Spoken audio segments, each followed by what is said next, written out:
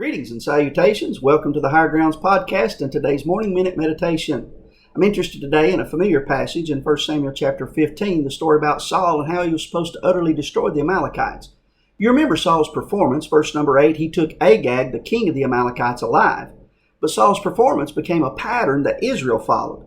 In verse number 9, the Bible told us that Saul and the people spared Agag, the best sheep, oxen, fatlings, lambs, all that was good, would not utterly destroy them, but everything that was vile and refuse, that they destroyed utterly. So when it's all said and done, Saul had done a lot of what the God required, but not all. He destroyed all the people except Agag, destroyed all the beasts except the good ones. They destroyed the vile and useless and had spared the good and useful. They were partially obedient, but that equates to disobedience. So what's Samuel's position in all this? What position did Saul just put Samuel in? Verse 33, if you look at it, the Bible said Samuel hewed Agag in pieces before the Lord in Gilgal.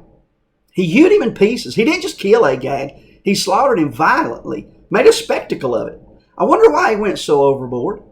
Well, it could be because of the finish. Samuel has to finish the job that Saul had left undone and killed Agag. Could be because of the frustration. It's almost like when he started that his frustrations with Saul just boiled to the surface and he just went with it. Saul's disobedience had put Samuel in this position, so he uses this as a demonstration of how frustrated he really is with Saul. So what's the lesson for us to learn here? Can you imagine what's going through Samuel's mind knowing what he's about to have to do? He's probably looking at this situation and thinking, just look at the position you've put me in. Samuel should have never been put in this position. Samuel's not a king. Samuel's not a soldier. He's not a trained warrior or killer. Yet, he's put in position to have to not just kill Agag, but make a violent spectacle out of it. He's in this position because Saul didn't do what he was supposed to do, what God had commanded him to do.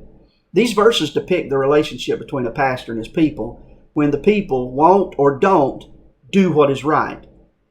Sometimes people have no idea the position they put their pastor in. Well, that's all for today's Morning Minute Meditation. Y'all have a great day, and remember, it is what it is.